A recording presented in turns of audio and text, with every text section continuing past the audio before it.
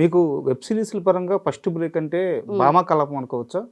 భామా కలాపం అనేది సినిమా కదా. అవును అవును ఓటీటీలో అవును first break Bhama Kalapam. Bhama Kalapam web సిరీస్లు వల్ల కూడా కాదు, కానీ అప్పటికి నేను కామెడీ షోల్లో యాజ్ ఎ టీమ్ లీడర్గా ఉన్నాను. హంగామా, జబర్దస్త్, మళ్ళీ వచ్చేసి అది ఎక్స్ప్రెస్ రాజా అనేది మన యాంకర్ ప్రదీప్ గారికి 1.5 year అమ్మగా నడిచాను దాంట్లో నేను.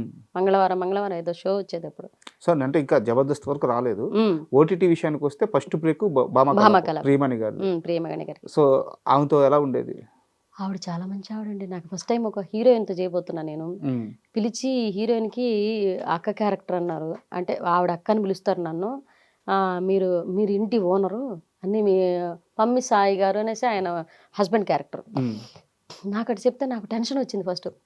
ఒక హీరోయిన్తో కదా, ఆవిడ అప్పటికే బాగా సక్సెస్లో ఉన్న హీరోయిన్ ఆవిడ. ఎవరితో చేయబోతున్నాం, ఎట్లుంటుంది ఏంటో, వాళ్ళ హీరోయిన్ అంటే ఒక రకమైన మనకు దడ ఉంటుంది కో ఆర్టిస్టులకి. వాళ్ళు ఎలా తీసుకుంటారో, మనం పక్కన ఎక్కడ ఉండాలో ఏంటో ఇవన్నీ.